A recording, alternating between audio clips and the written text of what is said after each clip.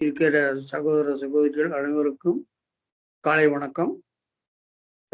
நம்ம வேதாகமத்திலிருந்து நம்ம நிறைய காரியங்களை கடவுள் நமக்கு வெளிப்படுத்தி கொண்டிருக்கிறார். அது நம்முடைய ஆர்வத்தின் நிமித்தமாக. இப்போ ஒரு ஒரு பொருள் எடுத்துக்கிட்டீங்கன்னா, இப்போ எலுமிச்சம்பழம்னு எடுத்துக்கோங்களேன். ஒருத்தர் என்ன பாரு, அது குளிர்ச்சி அப்படிம்பாரு. இன்னொருத்தர் என்ன பாரு, அது பித்தத்தை போக்கும் அப்படிம்பாரு. இந்த மாதிரி ஒரு பொருளுடைய தன்மையே வெவ்வேறு விதமா இருக்கும். அதே போலத்தான் பைபிள், இந்த வேதாகமத்துல நம்ம என்ன இப்ப எழுத்தின் மூலமாக நம்ம பயணித்து வந்தோம்.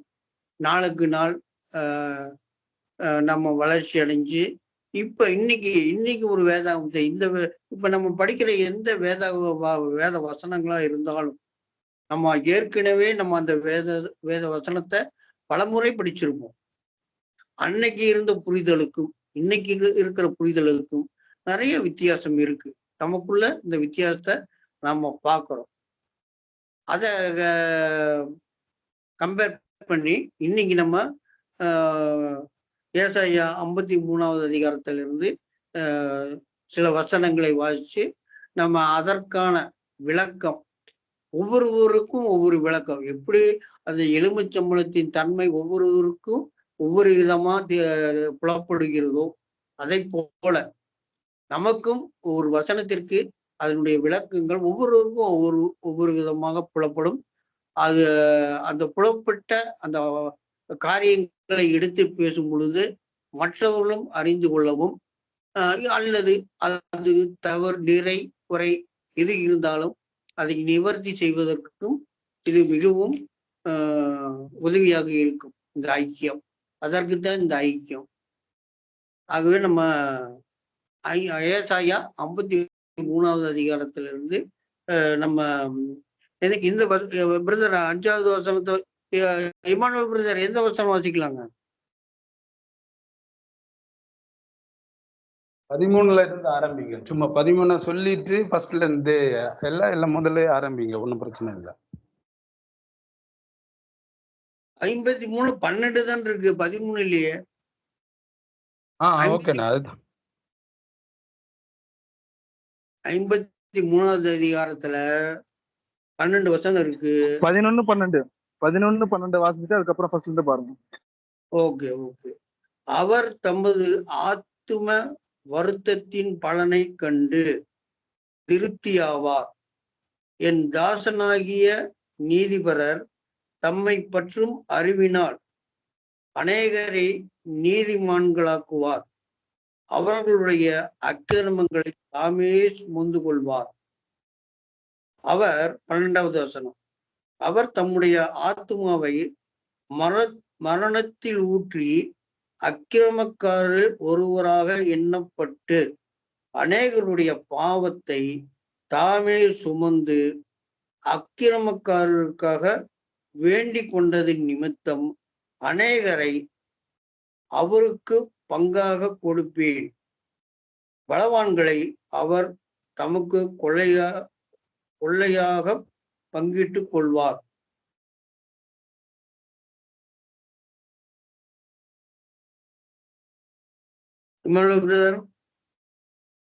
அந்த 2 வசனத்தை நல்லா தியானிச்சிருப்பீங்க போல இருக்கு. ஆமா, ஆல்ரெடி நம்ம எல்லாருமே தியானிச்சோம். அப்ப சொல்லுங்க, விளக்கம் சொல்லுங்க. எனக்கு புரியல, உண்மையிலே புரியல.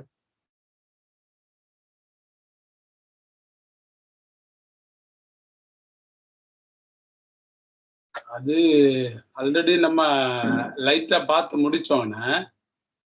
சரிங்க. இது எப்படின்னா, அதுலயே நமக்கு 1-2 கேள்விகள் வந்துடுச்சு. எப்படி கேள்விகள் வந்துருச்சுன்னு பார்த்தோம்னா, இப்போ நம்ம கடவுளை அறியாத ஒரு மனுஷனுக்கு கூட கடவுளை பற்றி நம்ம சொல்றோம்னு வச்சுக்கிடுவோமே. அப்போ நமக்குள்ள ஒரு கேள்வி வரும். என்ன கேள்வி வரணும்? யாரோ ஒருத்தர் நமக்காக எதுக்கு மரிக்கணும்? நாம் பண்ண பாவத்துக்காக ஏன் இன்னொருத்தர் அந்த பரிகாரத்தை ஏற்றுக்கொள்ளணும்? இப்போ ஒரு மிருகத்தை பலியிட்டா கூட என்ன, ஒரு ஆடு ஒரு கோயிலுக்கு கொண்டு போனா கூட ஒரு ஆடை பலி போடுறாங்க. அது எதுக்குன்னு சொன்னா, ஒரு மனுஷன் செஞ்ச பாவத்துக்காக என்ன பண்றாங்கன்னா, ஒரு ஆடை பலியிடுறாங்க. அந்த ரத்தம் சிந்தப்படுது. உடனே என்ன சொல்றாங்கன்னா, அவ்வளோதான். இனிமே இவரோட பாவங்கள் மன்னிக்கப்பட்டாச்சு அப்படின்னு சொல்லி என்ன மனுஷன் ஒரு திருப்தி அடைஞ்சுக்கிறாங்க. அதுல ம். நெறைய விஷயங்கள் இருக்கு. ம எந்த மதமா இருந்தாலும் சரி. அதாவது இது எல்லா மனிதர்களுக்கும் எழுதி கொடுக்கப்பட்டது தான் இந்த வேத புத்தகம். அப்போ ஒவ்வொரு மனிதனும் இந்த படைச்ச கடவுள அறிய வேண்டியது ஒவ்வொரு மனிதனுடைய கடமை. அப்ப அந்த படைச்ச கடவுள நம்ம அறியும்போது, கடவுளுக்கு நமக்கு என்ன உறவு இருக்கு?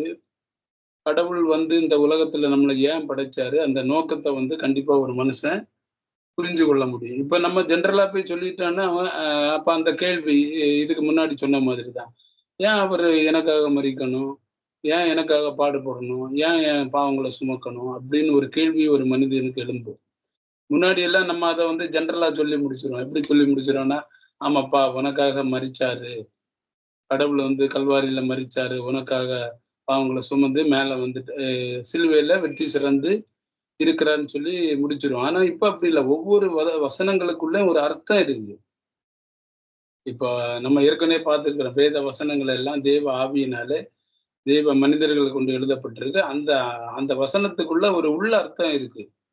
அது யாருக்குன்னு பார்த்தீங்கன்னா, அந்த உள்ளான மனுஷனுக்கு, நம்முடைய ஆத்மாவுக்கு சொல்லப்பட்ட ஒரு நற்செய்தி. அப்ப இத நம்ம வந்து கண்டுபிடிக்கணும். இது வந்து முன்னாடி வந்து நெறைய சபைகளுக்கு நம்ம போயிருக்கிறோம்.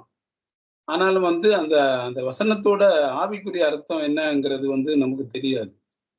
தெரியாதனால என்ன ஆகும்னா, நம்ம எழுத்தின்படியே அத அனுசரிச்சு, அத வந்து இந்த உலக வாழ்க்கைக்கு நம்மளுடைய உலகத்துல நான் சுகமா இருக்கணும். உலகத்துல நான் செழிப்பா இருக்கணும், மகிழ்ச்சியா இருக்கணும், சந்தோஷமா இருக்கணும். அதுக்காக நம்ம என்ன பண்ணிட்டோம்னா, பயன்படுத்தினோம். ஆனா அப்போஸ்தலனாகிய பவுல் தெளிவா சொல்றாரு, இந்த உடன்படிக்கை எழுத்துக்குரியது இல்ல, இது ஆவிக்குரியது. இது வந்து நடக்க வேண்டியது நமக்குள்ள நடக்க வேண்டியது. இதுக்கும் கொஞ்சம் முன்னாடி சுகுமாரன் அழகா சொன்னாங்க. இன்னைக்கு வந்து சபைங்கிறது நம்ம தான்ங்கிறது ஒரு மனிதன். நான் தான் கடவுளுடைய ஆலயம்ங்கிறத வந்து எல்லா மனிதர்களும் புரிஞ்சுக்கிட்டாங்கன்னா, அவங்க என்ன பண்ண மாட்டாங்க, கோயில நாடி தேடி போட மாட்டாங்க. இப்ப இந்த புரிதல், இந்த பகுத்தறிவு இல்லாதனால தான் மக்கள் என்ன பண்றாங்க, அது எந்த மதத்துல உள்ள மக்களா இருந்தாலும் பரவால்ல. ஆ எல்லா மதத்துல உள்ள மக்களும் என்ன பண்றாங்கன்னா, எப்படியாவது ஓடி போய் கடவுள எப்படியாவது நம்ம கண்டடைஞ்சிடலாம். கடவுள எப்படியாவது நம்ம புரிஞ்சுக்கிடலாம். கடவுள் நம்மட்ட என்ன விரும்புறாரு? நம்ம கடவுளுக்கு குடுக்கணுமா?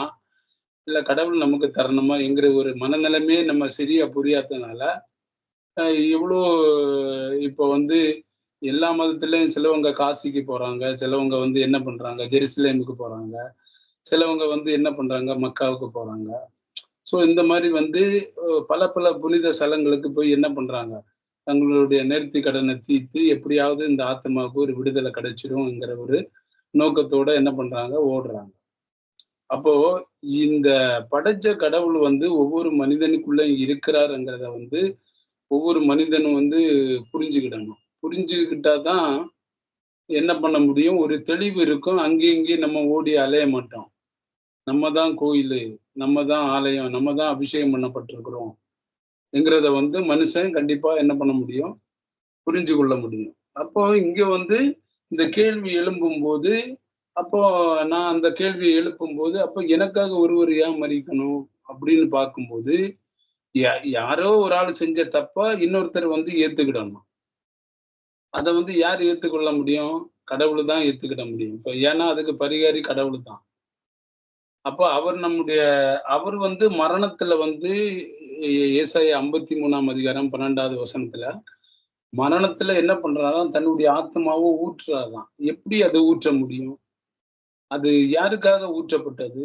அந்த ஊற்றினது மூலம் நமக்கு கிடைச்ச ஒரு மனுகுலத்துக்கு கிடைச்ச, மனிதர்களுக்கு கிடைச்ச நன்மை என்ன? அதான் ஏற்கனவே கடவுள் சொல்லியிருக்கிறார்ல.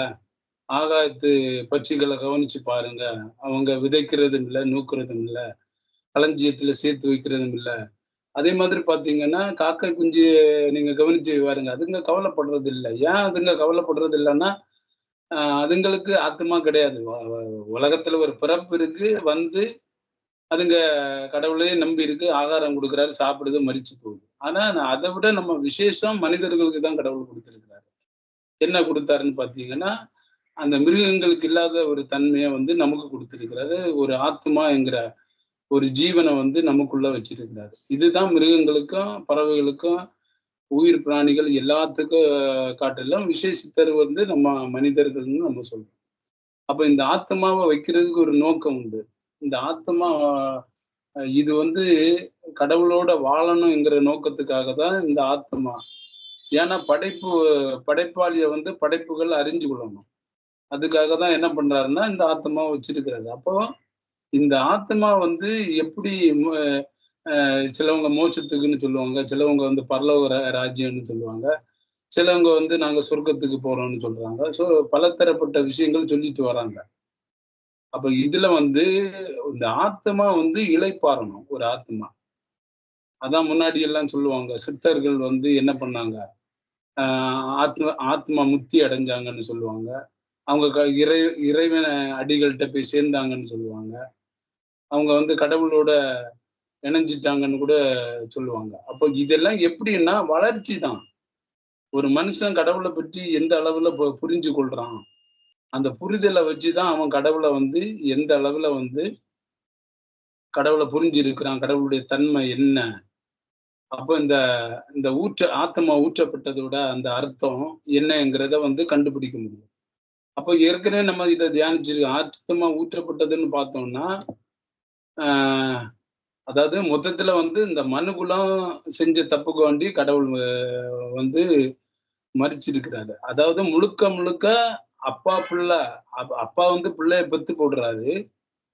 அந்த பிள்ளை வந்து ஒரு நோக்கத்தோட தான் இந்த உலகத்துக்கு வந்து வெளிப்படுத்துறாரு. ஆனா அந்த நோக்கத்தை அவன் சரியா செய்யாதனால என்ன ஆகுதுன்னா, அப்பாவுக்கும் பிள்ளைக்கு இருக்கிற அந்த உறவு வந்து எப்படி இருக்குன்னு பாத்தீங்கன்னா, ஒரு விரிசல் வருது. விரிசல் வர்றது மாத்திரம் இல்ல, அதுக்கப்புறம் பாத்தீங்கன்னா அப்பா படைக்கப்பட்ட அந்த நோக்கத்துக்கு சரியான வழியில நடக்க முடியல. பிள்ளை எப்படி போறான்னா, தருதலையா போறான். ஏன்னா, அதனால வந்து அப்பாவ நம்ம தப்பு சொல்ல முடியாதுன்னு நம்ம பார்த்தோம். ஏன்னா, அப்பா வந்து நல்ல வழியில தான் என்னைக்கும் பிள்ளைங்களுக்கு நல்ல விஷயங்கள தான் சொல்லிக் குடுப்பாரு. அப்போ வந்து முழுக்க முழுக்க பார்த்தான்னா, பிள்ளை வந்து தருதலையா போனனால, அப்பாவுக்கு இந்த ஒரு நிலைமை வந்து சந்திக்கப்பட்டிருக்கு. இந்த ஒரு பாடு வந்து குடுக்கப்பட்டிருக்கு. இந்த பாட தான் வந்து கடவுள் வந்து ஏற்றுக்கொண்டு இருக்கிறாருங்கிறத வந்து நம்ம ஏற்கனவே நம்ம தியானிச்சிருக்கோம். அப்போ அந்த பிள்ளை வந்து சரியான வழியில அத புரிஞ்சு நடக்காதனால தான் இந்த ஆத்மா வந்து மரணத்துல ஊற்றப்பட்டிருக்கு அப்படின்னு சொல்லி வந்து ஓரளவுல நம்ம பார்த்துருக்கிறோம். அதுக்கப்புறம் பார்த்தீங்கன்னா, ஏசாயா 53ல பார்த்தீங்கன்னா, ஃபர்ஸ்ட்ல இருந்தே நம்ம தியானிச்சோன்னா நிறைய வசனங்கள் இருக்கு. 1லேருந்து 12 வசனம் முறை நம்ம பார்த்தோம்னா, இது 12, 11, 12 நான் ஒருக்கா வாசிக்கிறேன். அவர் தமது ஆத்மாவை வருத்தத்தின் பலனை கண்டு திருப்தி ஆவார். என் தாசனாகிய நீதிபரர் தம்மை பற்றும் அறிவினால் அநேகரை நீதிமானாக்குவார். அவர்களுடைய அக்கிரமங்களை தாமே சுமந்து கொள்வார். அவர் தம்முடைய ஆத்மாவை மரணத்தில் ஊற்றி அக்கிரமக்காரரில் ஒருவராக எண்ணப்பட்டு அநேகருடைய பாவத்தை தாமே சுமந்து அக்கிரமக்காரராக வேண்டிக் கொண்டதின் நிமித்தம் அநேகரை அவருக்கு பங்காக கொடுப்பேன். பலவான்களை அவர் தமக்கு கொள்ளையாக பங்கிட்டுக் கொள்வார். அப்ப இதுதான் நம்ம தியானிச்சோம். இதுதான் நம்ம ஏற்கனவே நம்ம புரிஞ்சு இருக்கிறோம். எனக்கு இந்த அளவுல புரிஞ்சிருக்கு. இனி நம்ம சகோதரங்க வந்து கண்டினியூ பண்ணுங்க. அதாவது பிள்ளை சொல் பேச்சு கேட்காததுனால அப்பாவுக்கு இந்த ஒரு நிலைமை வந்திருக்குங்கிறத வந்து இந்த வசனத்தோட உள்ள அர்த்தத்துல இருந்து வந்து ஒரு சில காரியங்கள் நான் புரிஞ்சதை நான் உங்கள்கிட்ட ஷேர் பண்ணியிருக்கிறேன். நீங்க அடுத்து நம்ம சகோதரங்க ஒருத்தரா உங்களுக்கு புரிஞ்சதை வந்து நம்ம சொல்லுங்க. இது வந்து எதுக்காக நம்ம ஒருமனப்பட்டு சபையா கடவுளுடைய பிள்ளைகளா எதுக்கு நம்ம ஒருமனப்பட்டு இந்த இடத்துல கூடுறோம்னா, கடவுளுடைய வார்த்தையை நம்ம ஆராய்ஞ்சு பார்க்கணும். அதான் ஏற்கனவே சொல்றாரு. அதாவது இந்த ரட்சிப்பை குறித்து என்ன பண்ணணும், மனுக்குலத்துக்கு கிடைச்ச அந்த மீட்பு, அதாவது இந்த விடுதலை குறித்து நம்ம என்ன பண்ணணும்? ஒரு இடத்துல கூடி இருக்கும்போது இந்த கடவுளுடைய வார்த்தையை எடுத்து நம்ம தியானிக்கும் போது இப்பேற்பட்ட ஒரு ஒரு விடுதலை கடவுள் நமக்கு ஆத்மாவுல தந்திருக்கிறாருங்கிறத வந்து அறிஞ்சு கொள்வோம். அதுக்காக தான் சபை கூடுதல், அதுக்காக தான் சகோதரங்க எல்லாரும் என்ன பண்றோம்? ஒருமனப்பட்டு கூடுறோம். அப்ப இந்த ஐக்கியம் ரொம்ப முக்கியம். இதுக்காக இந்த நோக்கத்துக்காக தான் நம்ம இந்த இடத்துல நம்ம கூடுறோமே தவிர, வேத வசனங்கள வச்சு அதாவது எழுத்தின்படி அதை சிந்திச்சு, அதுக்குரிய ஆவிக்குரிய காரியங்கள நம்மளுடைய உள்ளான ஆத்மாவுல மாற்றத்த நம்ம கடவுள் ஏற்படுத்துறத விரும்புறாரு. அத விட்டுட்டு நம்ம என்ன பண்றோம்? எல்லாமே எழுத்தின்படி அந்த கடவுளுடைய வார்த்தைய எடுத்து நம்ம என்ன பண்றோம்? எழுத்தின்படி இந்த உலக காரியங்களுக்காக அத நம்ம பயன்படுத்துறோம். ஒரு காலத்துல நம்மளும் அப்படிதான் இருந்தோம். இந்த பைபிள்ல வேத வசனத்துல உள்ள வசனங்கள எல்லாம் எடுத்து நம்முடைய சொந்த தேவைகளுக்காக, சொந்த சரீர சுகத்துக்காக, அதாவது நம்மளுடைய ஆசீர்வாதமா இந்த உலகத்துக்கு இருக்கணும், செழிப்பா இருக்கணும், மகிழ்ச்சியா இருக்கணும். 4 பேரோட என்ன பண்ணலாம்? சந்தோஷமா வாழணும். வாழ்றது தப்பில்ல. எல்லா மனுஷனும் சந்தோஷமா வாழலாம், சமாதானமா வாழலாம், நல்லா உழைக்கலாம். நல்ல உழைக்கும்போது நல்ல வருமானங்கள் கிடைக்கும். அப்ப அந்த வருமானங்கள வச்சு நம்ம நல்லா இருக்கலாம், சிறப்பா இருக்கலாம். நம்ம கஷ்டம் அதாவது இந்த உலக வாழ்க்கையில இந்த கொடுக்கப்பட்ட ஜென்ம சரீரம், அந்த மாம்ச சரீரத்துல இந்த உலகத்துல வந்து ஒவ்வொரு மனிதனும் உழைச்சா நல்லா இருக்கலாம், வேலை செஞ்சா நல்லா இருக்கலாம். அது ஒவ்வொரு மனிதனுக்கும் தலைமையில் விழுந்த கடமை. அது கண்டிப்பா ஒவ்வொரு மனிதனும் உழைச்சுதான் ஆகணும். இல்ல நான் பைபிள எடுத்து அறிக்கை பண்ணிட்டேன், இந்த வசனத்த நான் நம்புறேன், எல்லாமே நமக்கு மாறிடும் அப்படின்னு சொல்லி ஒரு காலத்துல நானும் தவறா புரிஞ்சு கொண்டு இந்த வேத வசனங்களை எடுத்து என்ன பண்ணியிருக்கேன்? அறிக்கை பண்ணியிருக்கிறேன். நான் செழிப்பா இருப்பேன், மகிழ்ச்சியா இருப்பேன், ஆசீர்வாதமா இருப்பேன். ஆனா எதுல செழிப்பு, எதுல ஆசீர்வாதம், எங்க மாற்றம் வரணும்ங்கிற ஒரு சரியான புரிதல் இல்லாதனால தான் என்ன பண்ணேன்? இந்த வேத வசனங்களை தவறா எடுத்து பயன்படுத்தினேன். இந்த உலக வாழ்க்கைக்காக. கடவுளே தெளிவா சொல்றாரு. இம்மைக்காக இல்ல, மறுமைக்கு. அதே மாதிரி சொல்றது அழிந்து போகிற போஜனத்துக்காக அல்ல. இந்த உலக வாழ்க்கைக்காக கிறிஸ்து இந்த உலகத்துல வர வேண்டிய அவசியம் கிடையாது.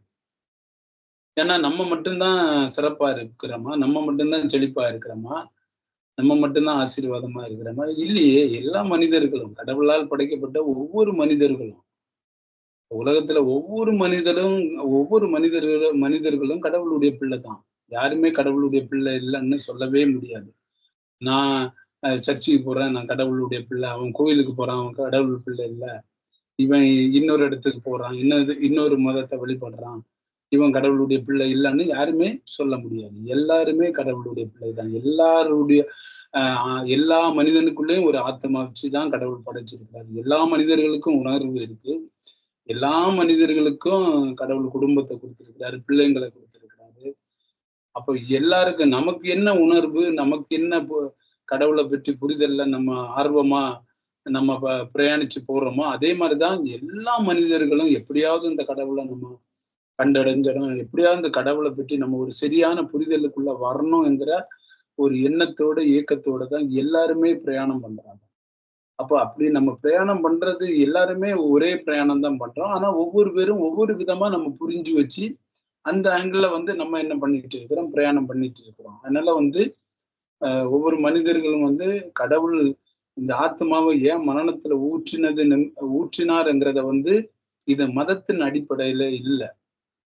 ஒவ்வொரு மனிதனும் அறிய வேண்டிய ஒரு விஷயங்கள். அதைத்தான் நாங்க இங்க சகோதரங்களா நாங்க பேசுறோம். அதனால வந்து இங்க நாங்க மதத்தை பேச வரல. மனிதநேயம், மனிதனா வாழணும், மனிதநேயம் பெருகணும். ஒவ்வொரு உயிர்களும் வந்து விசேஷமான உயிர்கள், ஒவ்வொரு மனிதர்களும் விசேஷமானவர்கள், ஒவ்வொரு மனிதர்களையும் கடவுள் நேசிக்கிறார் என்கிற ஒரு அந்த அன்பை தான் எல்லா வேதங்களும் போதிக்குது. அதை உணர்ந்து இந்த கடவுள் நமக்கு அந்த ஆத்மாவை மரணத்துல ஊற்றின அந்த வேத வசனங்களோட அந்த ஆவிக்குரிய அர்த்தத்தை, அந்த உள்ளான மாற்றத்தை ஒவ்வொரு மனுஷனும் புரிந்து கொள்ளும் போது இந்த உலகத்துல வந்து என்ன பண்ண முடியும்? ஒவ்வொரு மனிதனை நேசிக்க முடியும். மற்ற மனிதர்களுக்கு தீங்கு செய்ய மாட்டாங்க. மற்ற மனிதர்கள் நமக்கு எப்படி ஒரு குடும்பம் இருக்கோ அதே மாதிரிதான் மற்றவங்களுக்கும் கடவுள் அந்த குடும்பத்தை கொடுத்திருக்கிறாரு, பிள்ளைகளை கொடுத்திருக்கிறாரு, எண்ணற்ற பொறுப்பை கொடுத்திருக்கிறாரு. ஏன்னா இந்த கொடுக்கப்பட்ட இந்த வாழ்க்கையில தான், இந்த உலக வாழ்க்கையில தான் கடவுளை நம்ம என்ன பண்ண முடியும்? அறிஞ்சுக்கிட முடியும், புரிஞ்சு கொள்ள முடியும். ஏன்னா இந்த உலகத்தை விட்டு போனோம்னா அந்த ஆத்மாவுக்கு வைக்கப்பட்ட அந்த நற்செய்திய நம்மளால என்ன பண்ண முடியாது, அறிய முடியாது. அதனாலதான் என்ன பண்றாங்க, சத்தியத்தை அறிஞ்சு கொள்ளுங்க, சத்தியம் உங்களை விடுதலை ஆக்கும்னா நிறைய கடவுளுடைய வார்த்தைகள் நமக்கு போதிச்சுட்டே இருக்கு. அப்படின்னா என்ன அர்த்தம், கடவுளை பற்றி ஒரு சரியான புரிதல் ஒரு மனிதனுக்கு வேணும். அப்பந்தான் அவனுக்குள்ள என்ன வரும், ஒரு ஒரு பொறுமை இருக்கும், ஒரு நிதானம் இருக்கும், ஒரு சமாதானம் இருக்கும், சந்தோஷம் இருக்கும். இந்த உலக வாழ்க்கையை குறித்து அவன் எதை குறித்தும் என்ன பண்ண மாட்டான், கவலைப்பட மாட்டான். இன்னைக்கு கடவுள் நம்மள வழி நடத்தி இருக்கிறார், நிச்சயமா நாளைக்கு நம்மளை வழி நடத்துவாரு என்கிற ஒரு நம்பிக்கையோட என்ன பண்ண முடியும், ஒவ்வொரு மனிதர்களும் ஒவ்வொரு சகோதர சகோதரிகளும் நம்ம பிரயாணம் பண்ண முடியும். இது தொடர்ந்து நம்ம சகோதரங்க இதை கண்டினியூ பண்ணுவாங்க. இதை பார்க்குற எப்பேற்பட்ட எந்த சகோதரங்களா இருந்தாலும் பரவாயில்ல, இது எல்லாருமே நீங்க பாருங்க. எல்லா மனிதர்களும் பார்க்க வேண்டியது, கேட்க வேண்டிய ஒரு கடவுளுடைய வார்த்தை தான். தேங்க்யூ அண்ணா, கண்டினியூ பண்ணுங்க. ஓகே. கூடையில் இணைந்திருக்கிற சகோதர சகோதரிகள் அனைவருக்கும் வணக்கம். இந்த செய்திய கேட்கிறவங்க யாரா இருந்தாலும் இது பொதுவானது. இது உலக மக்கள் அனைவருக்கும் பொதுவானது. மதம் சாராதது, இனம் சாராதது. ஏன்னா இப்போ எஜுகேஷன் அப்படின்னு சொல்றாங்க. எஜுகேஷன்னா ஃபர்ஸ்ட் ஸ்டாண்டர்ட் படிச்சாலும் அது எஜுகேஷன் தான். நீங்க டிகிரி முடிச்சாலும் அது எஜுகேஷன் தான். ஆனா டிகிரி முடிச்சவங்களோட எஜுகேஷன் நாலேஜ் ஓரளவுக்கு இருக்கும்.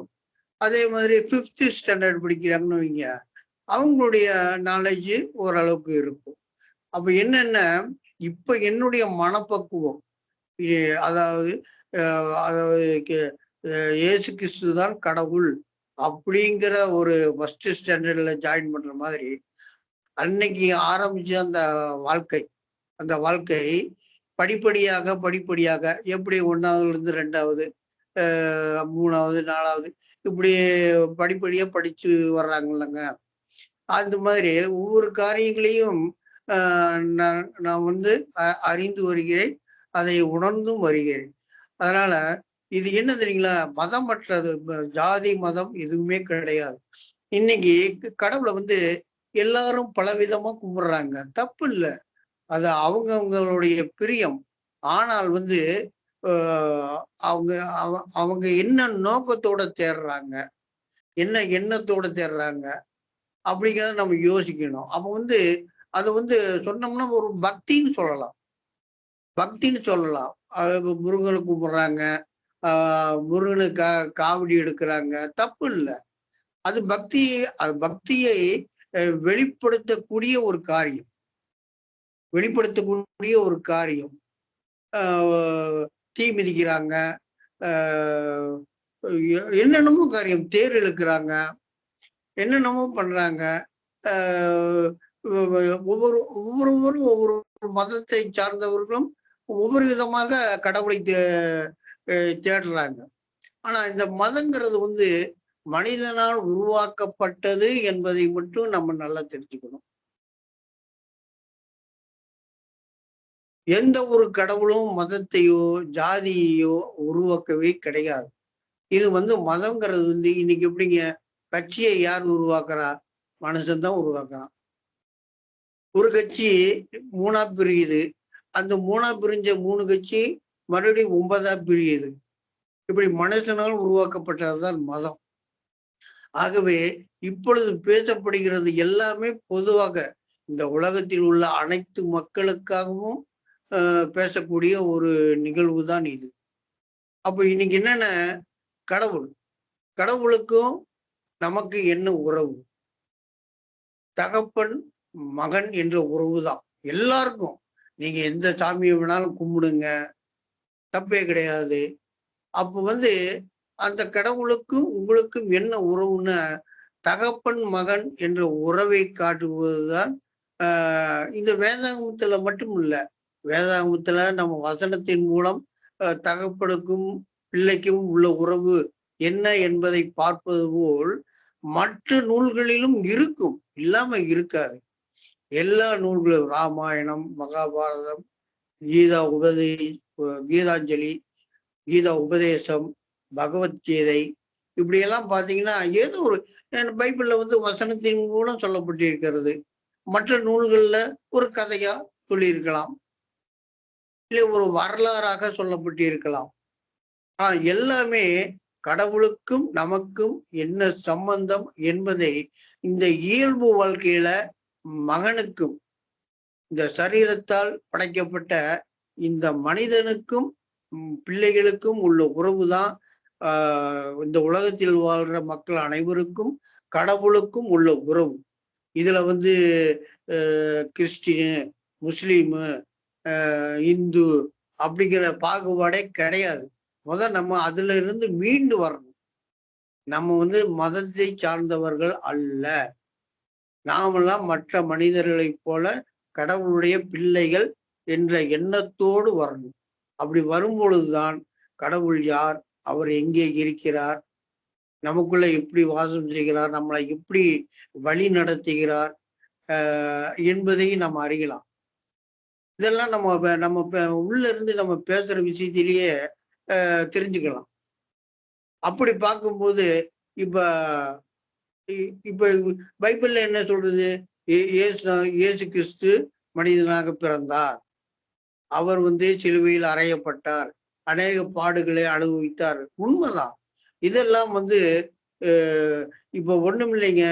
இப்ப வந்து ஏதோ இந்த வந்து குடிப்பழக்கம் வந்து தப்பு அப்படிங்கிறதுக்கு வந்து இப்ப வந்து அத செஞ்சு காட்டுறாங்க பாத்தீங்களா, அத டெமோ பண்ணி காட்டுவாங்க.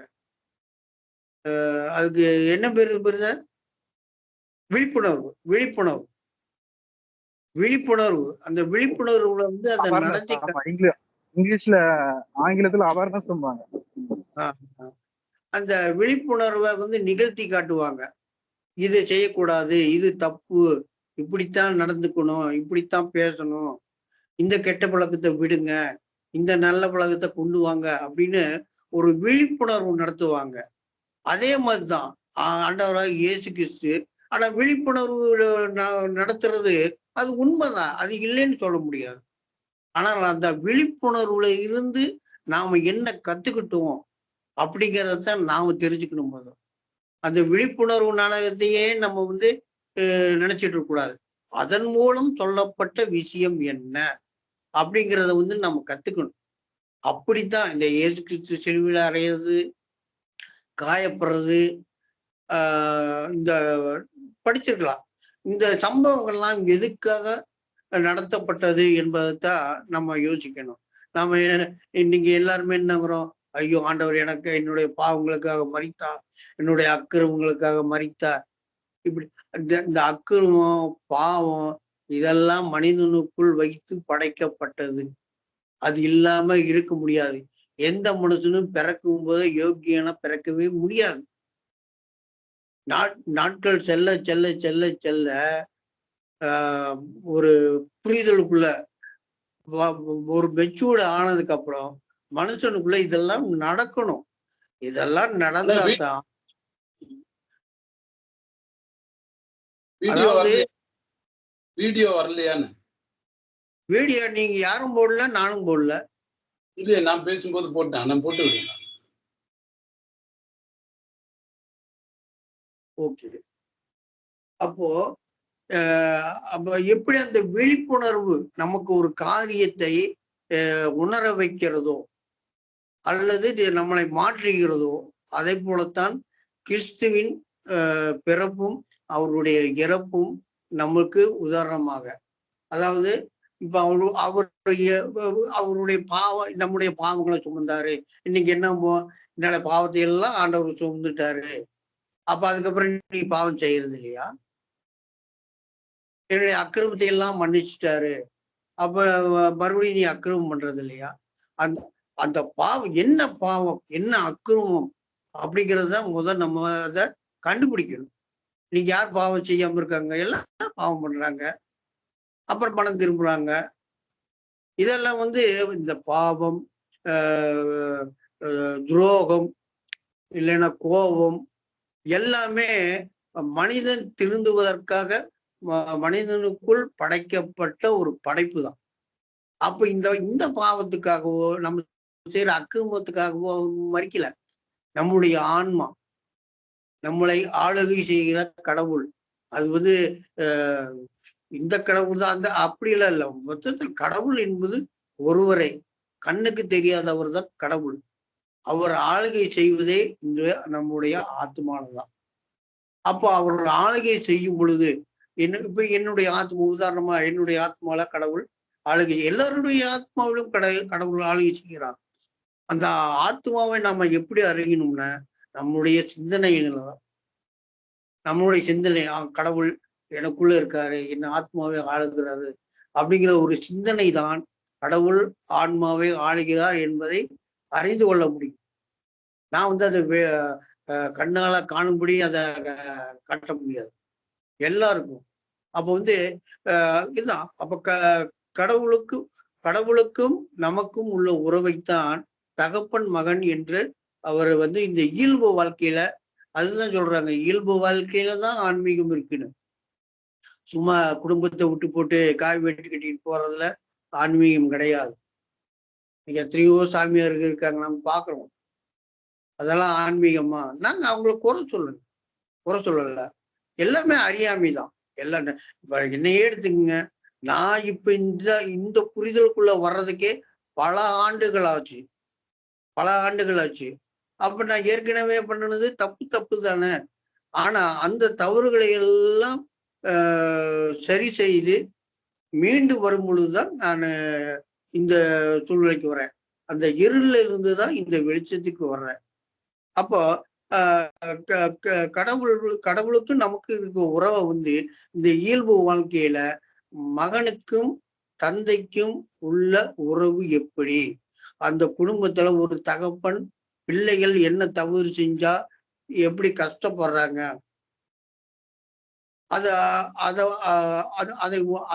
அதை போல. ஆனா இந்த இயல்பு வாழ்க்கையில இந்த மாமிசத்துல இருக்கிற கணவன் தகப்பனுக்கும் பிள்ளைக்கும் இருக்கிற உறவு, கஷ்டம், துன்பம், ஒரு தகப்பன் எதை நினைச்சு பிள்ளைகளை பத்தி எதை நினைச்சு கஷ்டப்படுவாரு? ஐயோ அவன் சரியா படிக்கலையே, ஐயோ அவன் சரியா வேலைக்கு போகலையே, ஐயோ அவன் சரியா குடும்பத்தை காப்பாத்தலையே, இவன் உதாரணமா சுத்துறானே. இந்த கஷ்டம்தான் இந்த உலகத்தில் இருக்கிற தந்தைகளுக்கு இருக்கும் உணர்வு.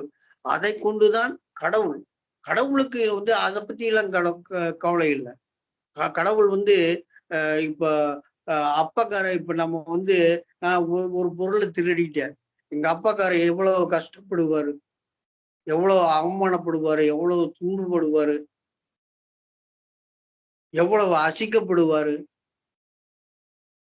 அப்போ இது இந்த உலக வாழ்க்கையில இதை போல நம்முடைய தகப்பன் நம்மளுடைய கடவுள் தான். எல்லாருக்கும் நம்மளுடைய கடவுள் தான். அப்ப நம்ம எதை குறித்து அவர் கவலைப்படுவாரு? நம்ம அந்த ஆன்மாவை குறித்துதான். இந்த ஆன்மா இன்னும் வளர்ச்சி அடையவில்லையே. இன்னைக்கு சபையில பேசுறாங்க, எழுத்தின் மூலமாக பேசுறாங்க. ஆனா உண்மையிலேயே நம்ம பயணித்து வந்த இத்தனை ஆண்டுகள்ல இந்த ஏசாயா 53வது அதிகாரத்தை நான் வாசிச்சதுக்கு அப்புறம்தான் மகனுக்கும் தந்தைக்கும் மகனுக்கும் என்ன உறவு, இதன் மூலம் கடவுளுக்கும் நமக்கும் என்ன உறவு, தகப்பன் நம்மளை பெற்ற தகப்பன் எதுக்கெல்லாம் கவலைப்படுறாரு, அதை போல நம்மளை ஆண்டு கொண்டிருக்கும் கடவுள் எவ்வளவு வருத்தப்படுவாரு அப்படிங்கிறத உணர்ந்ததே இந்த ஏசாயா 50. இதுக்கு முன்னாடி நம்ம தகப்பன் கடவுள் தான் அப்படின்னு சொல்லிட்டு இருந்த காலம் போய் அது எந்த அளவுக்கு அது உண்மையானது என்பதை உணர வைத்ததே எனக்கு இப்ப இந்த 53வது அதிகாரம் தான். இதுக்கு முன்னாடி பல தடவை இந்த அதிகாரத்தை படிச்சிருக்கேன். ஆனா அன்னைக்கு இருக்க புரிதல் எப்படி, எங்க அப்பா என்னை காப்பாத்தின மாதிரி கடவுள் என்னை காப்பாத்துவாரு, ஏசப்பா என்னை காப்பாத்துவாரு, அதுக்காக வரல. இப்ப நம்மளை பெற்ற தகப்பன் படிக்க வைக்கலாம், கல்யாணம் பண்ணி வைக்கலாம், வேலை வாங்கி தரலாம், நல்ல உடைகளை வாங்கி தரலாம். இந்த பிரபஞ்சத்துக்கு தான் அந்த தகப்பன். ஆனா நம்ம கடவுள் அப்படி இல்லை. அதுக்கு அவர் தகப்பன் இல்லை.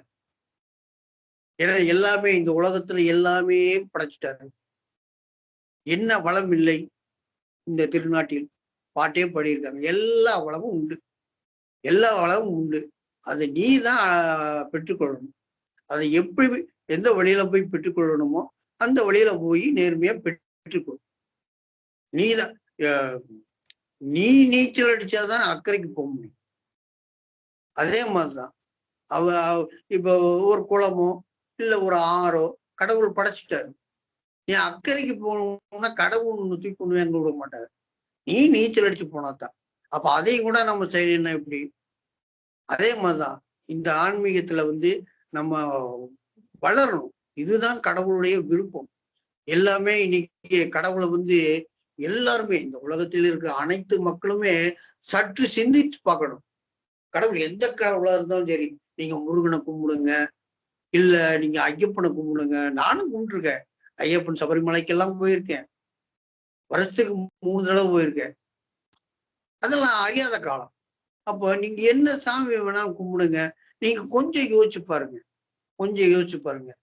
இப்ப என்னுடைய பிள்ளைக்காக நான் வேண்டின காலம் உண்டு. என் மகனுக்காக, மகன் திருமணம் ஆகணும் கடவுளே அப்படின்னு சொல்லி நிறைய வாட்டி நான் வேண்டி இருக்கேன், ஜெபம் பண்ணியிருக்கேன். ஆனா என்ன ஒரு உதாரணமா சொல்றேன். இந்த மாதிரி நிறைய இன்னைக்கு உலக மக்கள் கடவுளை தேடி போறதே. எந்த கோயிலுக்கு போனாலும் என்ன கேட்கறாங்க? கடவுளே என்னோட வாழ்க்கை நல்லா இருக்கணும், என் கணவன் நல்லா இருக்கணும். கணவன் மனைவி நல்லா இருக்கணும்னா உங்களுக்குள்ள அண்டர்ஸ்டாண்டிங் இருந்தா ஏன் பிரச்சனை வருது? ஒரு பையன் போய் விநாயகர் கோயில்ல போய், விநாயகரே நான் இந்த வருஷம் பாஸ் ஆயிடணும், அப்படி நான் பாஸ் ஆகிட்டா நான் உனக்கு 100 தேங்காய் உடைக்கிறேன் வேண்டிக்கிறேன். எங்க வேண்டிட்டு நீ வீட்டுல போய் உட்காந்துக்க, எக்ஸாமுக்கே போகாது, அந்த கடவுள் உன்னை பாஸ் ஆக்கிறாரான்பாங்க. அப்ப நம்ம கடவுளை குறை சொல்லவில்லை, நம்ம யோசிக்கணும். கடவுள் நம்மளை எதற்காக படைத்தார், ஏன் படைத்தார் அப்படிங்கிறத நம்ம அறியணும். அப்போ அந்த பையன் அவன் படிச்சு போய் பரீட்சை எழுதினா மட்டுமே பாஸ் ஆக முடியும். ஆனா இதுல இன்னொரு சின்ன சேஞ்ச் அண்ணா. இப்ப இந்த உலக வாழ்க்கையில ஒரு ஒரு சகோதரன் அவன் கோயிலுக்கு போனாலும் சரி, பள்ளிக்கு போனாலும் சரி, சர்ச்சுக்கு போனாலும் சரி, ஆனா கடவுள் எனக்குள்ள இருக்கிறாருங்கிற ஒரு புரிதல் வரும் வரைக்கும் அவன் அப்படிதான் பிரயாணம் பண்ண வேண்டிய நிலைமை வருது. ஏன்னா அவனுக்கு கடவுளை அப்படிதான் புரிய வச்சிருக்கிறாங்க. ஆமா ஆமா, எல்லாருமே. இப்ப நான் முதல் கொண்டு அப்படித்தான். நான் போய் எத்தனை கடவுளை போய் நான் வேண்டி இருக்கேன். ஐயப்பன் கோயிலுக்கு போயிருக்கேன், இங்க பக்கத்துல வெள்ளிங்கிரி போயிருக்கேன், திருவண்ணாமலை போயிருக்கேன். இதை எதுக்கு சொல்ல வர்றேன் என்னன்னா, இது ஒவ்வொரு மனிதனும் கடவுளுடைய அந்த ரெஜிப்பை அறிஞ்சு கொள்றதுக்கு தான் ஒவ்வொரு பேரும் பிரயாசப்படுறாங்க. ஒவ்வொரு பேரும் ஒவ்வொரு புண்ணிய ஸ்தலங்களுக்கு போறாங்க. அதாவது இப்ப நம்ம பேசப்படுகிறது மற்றவங்க இப்படித்தான் இருக்காங்க, அப்படித்தான் இருக்காங்கன்னு சுட்டி காட்டுவதற்காக பேசப்படுகிற கூடுகை அல்ல. இது அறிந்து கொள்ள அல்லது உணர்ந்து கொள்ள அல்லது பக்குவப்படுவதற்கு ஏதுவாக இந்த செய்தி அமையணும், அவ்வளவுதான். இல்ல கண்டிப்பாண்ணா. இப்போ அதுதான் உண்மை. அண்ணன் சொன்ன மாதிரி இப்ப நிழல்ல இருந்து நிஜத்தை ஒரு மனுஷன் ஒரு விஷயத்த கண்டுபிடிக்கிறாரு. இப்போ கோயிலுக்கு போயாச்சுன்னா சாமி, இப்போ கோயிலுக்கு போயாச்சுன்னா சாமியை பார்த்து என்ன பண்ணுவாங்க, அந்த பிள்ளைக்கு ஒரு பயம் வரும், ஒரு பக்தி வரும். அதே மாதிரி என்ன ஆகும்னா கடவுளை தேடணுங்கிற ஒரு எண்ணம் வரும். அப்போ அப்படியே அவன் தேட தேட அவனுக்குள்ள அந்த வளர்ச்சி வர வர என்ன ஆகுதுன்னா, அப்ப அந்த கடவுளே புரிய வைக்கிறாரு, உனக்குள்ள அந்த படைச்ச கடவுள் எனக்குள்ளதான் இருக்கிறாரு, அவருடைய ஆளுகைக்குள்ளதான் நான் இருக்கிறேன் என்கிற ஒரு புரிதலுக்கு அவன் வரும்போது இந்த அவன் அறியாம செஞ்ச காரியங்களை எல்லாம் திரும்ப அவனே விட்டுருவான். அவன் சின்ன வயசுல நீங்களும் அப்படிதான், நானும் அப்படிதான், அறியாம நம்ம நிறைய விஷயங்கள் நம்ம பண்ணியிருக்கிறோம். அப்ப அந்த விஷயத்த நம்ம என்ன பண்ணுவோம், கொஞ்சம் வளர வளர, கொஞ்சம் மெச்சூரிட்டி வர வர என்ன ஆகும்போது, தகப்பனை பற்றி ஒரு சரியான புரிதல் வரும்போது அப்போ முன்னாடி எல்லாம் எங்க அப்பாவிட்ட எல்லாம் நான் நெருங்கி பழக மாட்டேன். என்ன பண்ணுவேன்னா பயந்தே நிற்பேன். பக்கத்துல போய் பேசவும் முடியாது. ஏன்னா அந்த அளவுல ஒரு கோவமா இருப்பாங்க. பாசம் இருக்கும் நெஞ்சில, உள்ளத்துல பாசம் இருக்கும். ஆனா என்ன பண்ணுவாங்கன்னா வெளிய காட்ட மாட்டாங்க. ஆனா ஆனா இப்ப உள்ள தகப்பன்மார், தாய் எல்லாம் அப்படி இல்ல. பிள்ளைங்களுக்கு நல்ல அன்பு செலுத்துறாங்க. நல்ல நண்பர்களா இருக்கிறாங்க. பிள்ளைங்கள்ட்ட மனசு விட்டு பேசுறாங்க. ஸோ அந்த மாரி காரியங்கள் இப்ப நெறைய வளர்ச்சிகள் வந்திருக்கு. மீடியாக்கள் வந்தனால நெறைய ஆலோசனைகள் இருக்கு. இன்னைக்கு நம்ம எல்லாருக்குமே தெரியும். மீடியாக்கள் மூலம் நல்ல நல்ல ஆலோசனைகள குடுக்குறாங்க. நம்ம சரீரத்த நம்ம எப்படி பேணணும்? இப்போ சாதாரண ஒரு சின்ன வேலை செஞ்சாலே அத பொறுப்பா நம்ம பண்ணணும்னு நமக்கு அந்த எண்ணம் இருக்காங்க. அதே 80 வருஷம் இந்த பூமியில வாழ போகிற இந்த மாம்ச சரீரம் எவ்வளவு முக்கியங்கிறது இன்னைக்கு நல்ல விழிப்புணர்வு மக்களுக்குள்ள வந்திருக்கு. அப்ப என்ன பண்றாங்க, இன்னைக்கு பேணுறாங்க, சரீரத்த பாதுகாக்குறாங்க, எக்சர்சைஸ் பண்றாங்க. பண்ணி என்ன பண்றாங்க, சரீரத்த நல்லா வைக்கணும், வியாதி இல்லாம என்ன பண்ணணும், நல்லா வைக்கணும்னு ஒரு எண்ணம், விழிப்புணர்வு இன்னைக்கு மக்களுக்குள்ள நல்லா வந்திருக்கு. ஆனா என்னதான் விழிப்புணர்வு என்னதான் இருந்தாலும், கடவுளு கடவுள் தான் ஒரு மனுஷன இந்த பூமியில வாழ வைக்க முடியும். வாழ வைக்கிறாரு. இப்ப நமக்கு எல்லாருக்குமே தெரியும் ஒரு டான்சர் இருந்தாரு. மைக்கேல் ஜாக்சன் ஒரு டான்சர் இருந்தாருங்க. ம். அவரு பார்த்தீங்கன்னா, அவருடைய சாப்பாடுல இருந்து, அவர் பண்ற டான்ஸ்ல இருந்து ஒவ்வொரு செகண்டும் ஒவ்வொரு மருத்துவர்கள் வந்து அத சோதிப்பாங்களாம். ஏன்னா ரொம்ப பிரபலமாயிட்டாரு. அப்ப ம். அவரு சாப்பிடுற சாப்பாடுல விஷம் இருக்கா? கரெக்ட்டான இது இருக்கான்னு செக்கப் பண்ணி தான் ஒவ்வொரு செகண்டும் சாப்பிட்டாரு. ஆனா அவரால அவருடைய உயிர காப்பாத்த முடிஞ்சா? முடியல. அது வந்து நம்ம கையில கிடையாது. ஒரு ஒரு ஆத்மா பிரியறது, ஒரு ஆத்மா எப்ப எடுத்துக் கொள்ளப்படுதுங்கிறது கடவுளுக்கும், மனிதனுக்கு அது தெரியவே தெரியாது. கரெக்ட் தானேண்ணா? ம். சொல்லுங்க. ஆ இத வந்து ஒரு மனிதன் புரிந்து கொண்டா போதும். இத வந்து அப்போ நம்ம கையில, நம்முடைய ஜீவன் கடவுள் கையில இருக்கு. இத வந்து ஒரு மனிதன் புரிந்து கொண்டு, இந்த உலகத்துல நம்ம பிரயாணம் பண்ணோம்னா, என்ன பண்ணோம்னா, எல்லார்ட்டயும் நம்ம அன்பா தான் இருப்போம். எல்லாருமே நம்ம சகோதரங்க தான். எந்த மதமா இருந்தாலும் பரவால்ல. எல்லாருமே அதான் மனிதன் வந்து மதத்திலிருந்து வெளிய வரணும். அப்பதான் மனிதநேயம் பெருகும். அப்பதான் ஒருத்தர் ஒருத்தர் நம்ம நேசிப்போம். எனக்கு கடவுள் குடும்பத்த குடுத்திருக்கிறாரோ, பிள்ளைகள குடுத்திருக்கிறாரோ, அதே மாதிரி தான் இன்னொரு சகோதரனுக்கும். எனக்கு என்ன கஷ்டம் இருக்கோ, அதே கஷ்டம் இன்னொரு சகோதரனுக்கும் இருக்கும். இப்ப நான் உழைச்சா தான் என் குடும்பத்த நடத்த முடியும். அதே மாரி தான் இன்னொரு சகோதரனும், அவர் உழைச்சா தான் அவருடைய குடும்பத்த நடத்த முடியும். நான் கடவுள கும்பிடுறேன், கடவுள் எனக்கு எல்லாமே தந்துருவாருன்னு நம்ம வீட்ல உட்கார்ந்தோம்னா, நிச்சயமா அது நடக்க போற விஷயம் கிடையாது. ஏன்னா ஒவ்வொரு மனுஷனும் உழைச்சு உழைச்சு ஆகணும். உண்ம தானேண்ணா? அதனால உழைச்சதுதான். ஆமா. அது இப்ப ஒண்ணு அதாவது இல்லண்ணே. அறியாமை என்பது எல்லா மனிதருக்குள்ளும் நடக்கக்கூடிய காரியம். கண்டிப்பா. ஆனால் அது நாளடைவில் அந்த அறியாமையில் இருந்த காலம் ஒன்று இருந்தால், அறியாமையை விட்டு விலகி அறிந்து கொள்ளும் காலம் வரும். கண்டிப்பா. அப்ப அந்த அறிந்து கொள்ளும் காலம் வர்றதுக்கு அறியாமை இருந்த காலம்தான் அஸ்திவாரம். அதுதான் ஆரம்பம். அதுதான் பிகினிங். இதுல இன்னொரு விஷயம்ண்ணே. ஒவ்வொரு வழிபாட்டு தலங்கள்லயும் பார்த்தீங்கன்னா, இந்த வந்து உண்மைகள் கடவுள பற்றி புரிதல் வந்து உண்மையா தெரிஞ்சா கூட அத வந்து ஓப்பனா அவங்க வெளிப்படுத்துறது கிடையாது. அப்படி அப்படி வெளிப்படுத்தினாலும் அத உணர்ந்து மனம் திரும்புற ஆத்மா என்ன பண்றாங்க? வெளிய வந்து கடவுளுக்கு சரியான ஒரு புரிதலுக்குள்ள வர்றாங்க. அப்ப அதே மாரி தான். இப்ப நெறைய விஷயங்கள் நம்ம வஞ்சிக்கப்பட்டு இருக்கிறோம். ஏமாத்தப்பட்டு இருக்கிறோம். அப்ப ஆனா இருங்க. இத இப்ப வந்து நான் இது நம்ம தான். ஓகே. அதாவது இப்ப இயல்பு வாழ்க்கையில இந்த உலக வாழ்க்கையில தகப்பனுக்கும் பிள்ளைக்கும் என்ன உறவோ அந்த உறவு தான் கடவுளுக்கும் இந்த உலகத்தில் உள்ள மக்கள். இப்ப எனக்கு பிள்ளைகள்னு சொன்னா எனக்கு எத்தனை பிள்ளைகளோ இப்போ 4 பிள்ளைகள் இருக்காங்கன்னு வைங்களேன். அந்த 4 பேர் தான் எனக்கு சொந்தம். 4 பேர் தான் என் பிள்ளைகள். என்னத்தான் தகப்பன்னு சொல்லும். மத்தவங்கள தகப்பன்னு சொல்லாது. ஆனா இந்த உலகத்தில் உள்ள அனைவருக்கும் அந்த ஆன்மா ஆத்மா வைத்து படைக்கப்பட்ட அத்தனை மனிதர்களுக்கும் தகப்பன் யாருன்னா ஒரு ஒரு கடவுள் தான். அந்த கடவுள் நீங்க எப்படி வேணாலும் நீங்க இது பண்ணிக்கலாம். ஆனா அது நீங்க உணரணும். எப்படி இப்ப இந்த வேத வசனத்தின் மூலம் நம்ம அறிய முடியுமா? ஒரு ஒரு ஒரு தகப்பன் ஸ்தானம், ஒரு தகப்பனுடைய ஸ்தானம், ஒரு நிமிஷம், ஒரு தகப்பனுடைய ஸ்தானம் எப்படி இருக்குங்கிறத ஒரு வசனத்தின் மூலம் நம்ம அதை வெளிப்படுத்தலாம். இப்ப இந்த 53வது அதிகாரத்துல 11வது வசனத்திலேயே நீங்க பாருங்களேன். அவர் தமது ஆத்துமா வருத்தத்தின் பலனை கண்டு திருப்தி ஆவார். ஒரு தகப்பன் திருப்தி ஆகிறார். எப்ப திருப்தி ஆவாரு பாருங்க. அடுத்தது தொடர்ந்து வாசிக்கிறேன். என் தாசனாகி நீதிபர தம்மை பற்றும் அறிவினால் அநேகரை நீதிமான்களாக்குவார். அவர்களுடைய அக்கிரமங்களை தாமே சுமந்து கொள்வார். இதுவே இயல்பு வாழ்க்கையில எப்படி பார்க்கலாம்? இப்ப ஒரு தகப்பன் இருக்கார், அவர் திருப்தி ஆவார், மனசுல ரொம்ப திருப்தி ஆவார்.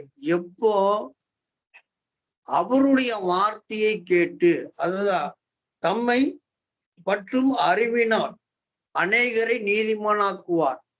ஒரு தகப்பன் தன்னுடைய பிள்ளைகளை தன்னுடைய அறிவினால் அல்லது தன்னுடைய ஞானத்தினால் அல்லது தன்னுடைய அனுபவத்தினால் பிள்ளைகளை திருத்துவாரு. ஏன்னா 4 பசங்க இருக்காங்கன்னா 4 பேர் 4 விதமான தப்புகள் செய்வாங்க. அப்போ அந்த குழந்தைகளை இந்த இயல்பு வாழ்க்கையில ஒரு தகப்பன் எப்ப அவர் திருத்தும் போது அவங்க திருந்தும் போதுதான் அந்த தகப்பனுக்கு அந்த உள்ளார ஒரு மகிழ்ச்சி உண்டாகும். அதைத்தான் இங்க இந்த வசனத்துல தமது ஆத்மா வருத்தத்தின் பலனை கண்டு திருப்தி ஆவார். ஒரு தகப்பன் திருப்தி ஆவார், ஒரு கடவுள் திருப்தி ஆவார். அப்ப அந்த கடவுள் எதுக்கு திருப்தி ஆவார்னு நம்ம அத அறியணும். எப்படி ஒரு தகப்பன் தன் பிள்ளைகள் திருடக்கூடாது, திருடிட்டு இருக்கானா அவனை திருட்டுல இருந்து அவனை திருத்தணும், குடிகாரனா இருக்கானா குடிப்பழக்கத்துல இருந்து அவனை மாற்றணும், பொய் பேசுறானா பொய் பேசக்கூடாது, அதுல இருந்து அவன் சுபாவத்தை மாற்றணும், குணத்தை மாற்றணும். இப்படி மாற்றி கொண்டு வரும் பொழுது அந்த குடும்பத்தில் ஒரு தகப்பன் எப்படி திருப்தி ஆகணும். அதே போல கடவுள் அவர் எதுக்காக திருப்தி ஆவார்? நம்முடைய ஆத்துமா இது கடவுளுடைய படைப்பு, நாம் அவரை அறிந்து கொள்ள வேண்டும், நம்மளை அவரு தான் ஆளுகை செய்கிறார். எப்படி பையன் சொல்லுவான், என்னை படிக்க வைக்கிறதே எங்க அப்பா தான், எனக்கு ட்ரெஸ் வாங்கி கொடுக்கறதே எங்க அப்பா தான், எனக்கு கல்யாணம் பண்ணி வச்சதே எங்க அப்பா தான், எனக்கு சோறு போறதே எங்க அப்பா தான் அப்படின்னு எப்படி இயல்பு வாழ்க்கையில நம்ம சொல்றோமோ அதே போல இந்த ஆன்ம வளர்ச்சிக்கு நமக்கு தகப்பன் நம்முடைய கடவுள் தான். அதுதான் இந்த வசனத்துல சொல்லப்பட்டிருக்கிறது. எனக்கு தெரிஞ்சு இதுல ஏதேனும் நிறைய குறைகள் இருந்தால் சொல்லுங்க, சகோதரர்கள் சொல்லலாம். ஏன்னா நம்ம நிறைய பேசலாம். இன்னைக்கு நம்ம 53வது அதிகாரத்துல ஒரு வசனத்தை தியானிப்புன்ட்டு வந்துட்டு இன்னைக்கு உலக வாழ்க்கை இப்படித்தான் இருக்கு, தாய் தகப்பன் இப்படித்தான் இருக்காங்க, கடவுளை எதுக்காக எல்லாம் தேடி போறாங்க, இதெல்லாம் நம்ம பேசணும். Right, okay. இப்ப நம்ம எடுத்த சப்ஜெக்ட் என்ன? அந்த வசனத்தின் விளக்கம் என்ன? ஒரு தகப்பன் எப்படி தன் பிள்ளைகள் திருந்தி வந்தா மனம் ஒரு தந்தை மன மகிழ்ச்சி அடைவாரோ, திருப்தி ஆவாரோ, அதே போல நம்மை படைத்த கடவுள் அவருக்கு நம்ம ஆன்மாவை ஒப்பு கொடுத்து நம்மளை ஆளுகை செய்கிறார் அப்படிங்கிற அந்த உணர்வுல வரும் பொழுது அந்த தகப்பன் திருப்தி ஆவார். அதற்கு எடுத்துக்காட்டு தான் இந்த உலக வாழ்க்கையில உள்ள தகப்பன் பிள்ளைகளுக்கான உறவு. மற்ற சகோதரர்கள் பேசலாம்.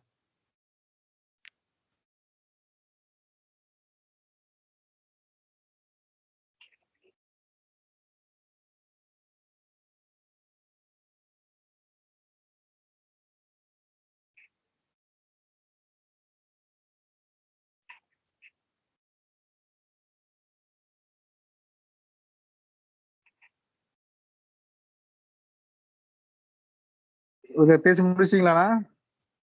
நாங்க ஏசி முடிச்சிட்டோம். 53. நீங்க முடிச்சு பேசு பேசு பேசு. ஒரு வசனத்தை நம்ம பார்த்திருக்கிறோம்.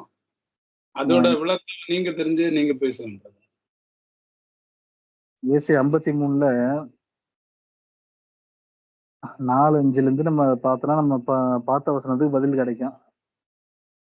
11ல பாத்தீங்கன்னா, அவர் தமது ஆத்தும வருத்தத்தின் பலனை கண்டு திருப்தி ஆவார். என் தாசனாகிய நீதிபரர் தம்மை பற்றும் அறிவினால் அநேகரை நீதிமான்கள் ஆக்குவார். அவருடைய அக்கிரமங்களை தாமே சுமந்து கொள்வார். அவர் தம்முடைய ஆத்துமாவை மரணத்தில் ஊற்றி அக்கிரமக்காரில் ஒருவராக எண்ணப்பட்டு அநேகருடைய பாவத்தை தாமே சுமந்து அக்கிரமக்காரருக்காக வேண்டிக் கொண்டது நிமித்தம் அநேகரை அவருக்காக பங்காக கொடுப்பேன். பலவான்கள் அவர் தமக்கு கொள்ளையாக பங்கிட்டுக் கொள்வார். இந்த வசனத்தை கடைசி 2 வசனம், இப்ப நம்ம பார்த்த வசனம் வந்து கடைசி 2 வசனம். அதுக்கு முன்னாடி உள்ள வசனங்களை பார்த்தாதான் இந்த வசனத்துக்கு உண்டான விளக்கம் நமக்கு தெரியும். அதுக்கு முன்பாக நண்பர்கள் எல்லாரும் சொல்லிட்டீங்க, இது மதம் சார்ந்த பிரச்சாரம் கிடையாது, இது மத போதகனும் கிடையாது, இது எந்த மதத்துக்கும் உட்பட்டது கிடையாது, அப்பாற்பட்ட ஒரு விஷயம் ஆன்மீகம். ஏன் இந்த ஆன்மீகம் என்ற வார்த்தை நம்ம பயன்படுத்துறோம்னா அது எல்லா மதத்துக்குள்ளேயும் இருக்கு. கிறிஸ்தவ மதத்துக்குள்ளேயும் ஆன்மீகம் இருக்கு, இஸ்லாமிய மதத்துக்குள்ளேயும் ஆன்மீகம் இருக்கு, இன்னும் என்னென்ன மதங்கள் இருக்கோ பிரிவுகள் இருக்கோ எல்லாத்துலயும் ஆன்மீகம் இருக்கு. மதம்னா என்ன? நம்ம வாழ்ற வாழ்க்கை தான் மதம். ஒவ்வொருத்தனுக்கும் ஒவ்வொரு அணுகுமுறை இருக்கு, ஒவ்வொருத்தனுக்கும் ஒவ்வொரு கோட்பாடு இருக்கு, ஒரு ஒரு பிரமாணம் இருக்கு. அத எடுத்து வச்சுக்கிட்டு வகுத்து வச்சுக்கிட்டு மதம்னு சொல்றாங்க. கிறிஸ்தவத்துல பிரமாண புஸ்தகம்ட்டு இருக்கு. ஸோ முதல் புஸ்தகத்தை விட்டுட்டு பழைய உடன்படிக்கையில மற்ற 4 புஸ்தகத்தை நீங்க எடுத்து பாத்தீங்கன்னா ஃபுல்லாவே பிரமாணமா தான் இருக்கும். எதை செய்யணும், எதை செய்யக்கூடாது, கடவுளை எப்படி தொழுது கொள்ளணும், எப்படி வழிபடணும். ஸோ இது வந்து கிறிஸ்தவர்களுக்கு உட்பட்ட ஒரு பிரமாண புஸ்தகம். அது கிறிஸ்தவ மதம் ஃபாலோ பண்ணிட்டு இருக்கு. இத பண்டிகை அனுசரிச்சுட்டு இருக்கு. விட்டு விட்டு கேக்குதா? இல்ல வீடியோ வேணா போட்டு விடுங்க. சரி.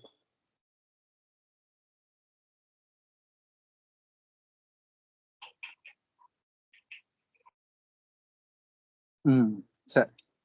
இந்த கிறிஸ்தவ மதம் வந்து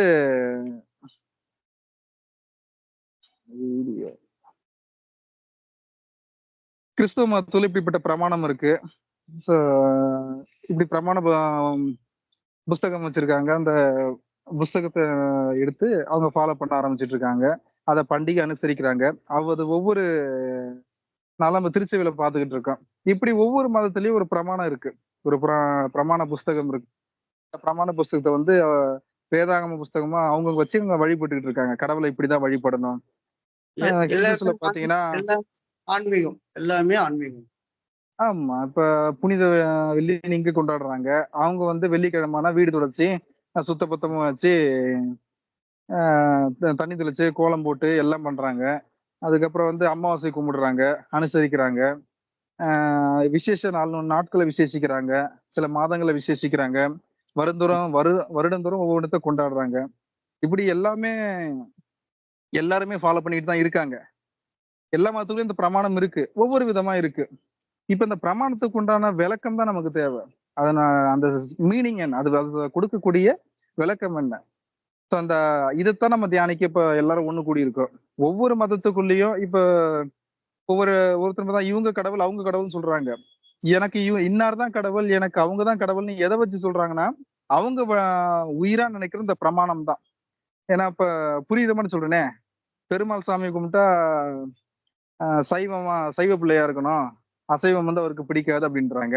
வெள்ளிக்கிழமை செவ்வாய்க்கிழமை குடும்பத்துல வந்து நான்வெஜ் எடுக்க மாட்டாங்க, கவிச்சு சேர்க்க மாட்டாங்க, ஏன்னா அந்த சாமி நம்ம கும்பிடுறோம் அப்படின்னு சொல்றாங்க. பிரதான சனிக்கிழமை ஒண்ணு வருது, சனிக்கிழமை தோறும் நாங்க நான்வெஜ் எடுக்க மாட்டோம், நாங்க பெருமாள் சாமி கும்பிடுறோம் அப்படின்னு சொல்றாங்க. எங்க கோயில் திருவிழாவில் வந்து நாங்க கெடா வெட்டுவோம் அப்படின்றாங்க. ஒரு சிலர் வந்து நாங்க கெடா வெட்ட மாட்டோம் எங்க கோயில் திருவிழால, இந்த சாமிக்கு வந்து ஏத்துக்காது அப்படின்றாங்க. சிலவங்க பன்னியை பலி கொடுக்குறாங்க. சிலவங்க அந்த பன்னியெல்லாம் நாங்க அது தீட்டா என்றோம், அசுத்தமா என்றோம் அப்படின்னு நினைக்கிறாங்க. இப்படி ஒவ்வொருத்தருமே வந்து ஒவ்வொரு பிரமாணத்துல பயணிச்சு போய்கிட்டே இருக்காங்க. ஏன் அந்த மிருகத்தை பலி கொடுக்க மாட்டாங்க, ஏன் இந்த மிருகத்தை பலி கொடுக்குறாங்கன்ற கேள்வி வந்து அந்த ஐக்கியத்துக்கு போற ஒரு நண்பன் கேட்டானா இந்த ஆன்மீகம் புலப்படும். அப்ப ஒரு கேள்வி. இப்ப பிரமாணம் அப்படிங்கிறது இப்போ நிறைய பேருக்கு பிரமாணம்னா என்னன்னு தெரியாது. இப்ப பிரமாணம்னா என்ன, பாரம்பரியம்னு எடுத்துக்கலாமா? பிரமாணம்னா அது ஒரு விதின்னு வச்சுக்கோங்க. ரொம்ப டீப்பா போக வேண்டாம். அது ஒரு விதி, லா. லா நம்ம இப்ப ஆமா சட்டம். இப்ப அந்த சிக்னல்ல வந்து ரெட் விழுந்துச்சுன்னா நான் அங்கே நின்றுணும். எல்லோ விழுந்துச்சுன்னா கவனிக்கணும். ஏன்னா ரெட்ல விழுந்துச்சுனாலே ரெட் விழ போது, நீ நிற்க வேணும், உன்னோட வேகத்தை குறைச்சிக்கோ. எல்லோனால வேகத்தை குறைச்சிடணும். ரெட் விழும் போது நீ அடுத்த கட்ட நகரவே கூடாது, அப்படியே ஸ்டாப் பண்ணிக்கணும். ஸோ இது அறிகுறி. அப்போ ஒரு சைன், இண்டிகேஷன். வண்டியில திரும்பும் போது வந்து இடது பக்கம் வந்து இண்டிகேட்டரை போட்டு நீங்க போறீங்கன்னா ஒரு இடது பக்கம் திரும்ப போறோம்னு அர்த்தம். அது ஒரு பிரமாணம், சைன். அது ஒரு விதி, லா. அதை தெரிஞ்சவங்க என்ன பண்ணுவாங்க, இடது பக்கம் இண்டிகேட்டர் போடும்போது அந்த காரோ டூ வீலரோ இடது பக்கம் ஓவர்டேக் பண்ண மாட்டாங்க. வலது பக்கம் இண்டிகேட்டர் போடும்போது வந்து இப்போ ஒரு 50 மீட்டர் தூரத்துல இருக்கும், இல்ல ஒரு 20 மீட்டர் தூரத்துல இருக்கும், முன்னிட்டு இண்டிகேட்டர் போடுறா அவர் அந்த வளைவுல திரும்ப போறாரு. அப்ப அந்த டைம்ல நம்ம ஓவர்டேக் பண்ணக்கூடாது, ஆக்சிடென்ட் ஆகும். நம்ம நின்னுட்டு அவர் திரும்பினதுக்கு அப்புறம் போகணும். சோ இந்த புரிதல் வரணும். இது எல்லாமே ஒரு லா. அதான் நான் சொன்னேன், இந்த மதம்ன்றது நம்ம வாழ்ந்துட்டு இருக்க வாழ்க்கை தான். இதுக்குள்ளதான் எல்லா பிரமாணமும் விதிமுறையும் அடங்கி இருக்கு. சோ எப்படி நம்ம வாழ்றதுக்கு சில விதிமுறைகள் அவசியமா இருக்கோ, அதே போலதான் இந்த ஸ்பிரிச்சுவல் லைஃப்ல இந்த சோல் வாழ்றதுக்கும் சில விதிமுறைகள் தேவைப்படுது. அங்க ஒரு விதிமுறைகள் இருக்கு, லா இருக்கு. இதைத்தான் கிறிஸ்துவ புஸ்தகத்துல வந்து பழைய உடன்படிக்கையில முதல் புஸ்தகத்தை தவிர்த்து மத்த 4-5 புஸ்தகமா பிரிச்சு கொடுத்திருக்காங்க. வேதாகம புஸ்தகம், பிரமாண புஸ்தகமா பிரிச்சு கொடுத்திருக்காங்க. என்னாகமும் உபாகமும் இப்படி ஒரு 4 புஸ்தகம் தொடர்ந்து வரும். இந்த புஸ்தகத்தை நீங்க பிரிச்சு படிச்சு பாத்தீங்கன்னா, நீங்க எப்படி கடவுளை கும்பிடணும், கடவுளை எப்படி வழிபடணும், நீங்க எதை சாப்பிடணும், எதை சாப்பிடக்கூடாது, எது தீட்டு, எது பாவம், இது எல்லாத்தையும் உங்களுக்கு சொல்லி கொடுத்துட்டு இருப்பாங்க. சரி, அதனுடைய மெய்ப்பொருள் காண்பதுதான் ஞானம். பிரபஞ்ச வாழ்க்கையில சொல்றோம், திருவள்ளுவர் பேசியிருக்காரு, எப்பொருள் யார் யார்வாய் கேட்பிடம். யார் என்ன சொன்னாலும் சரிதான், அப்பொருள் மெய்ப்பொருள் காண்பது அறிவு. அவங்க சொல்லக்கூடிய வார்த்தைகள்ல உள்ள உண்மைத்தன்மையை நீங்க ஆராய்ந்து பார்ப்பதுதான், ஆராய்ந்து பார்ப்பதுக்கு பெயர் தான் அறிவா. இதுதான் திருவள்ளுவர் சொல்றாரு.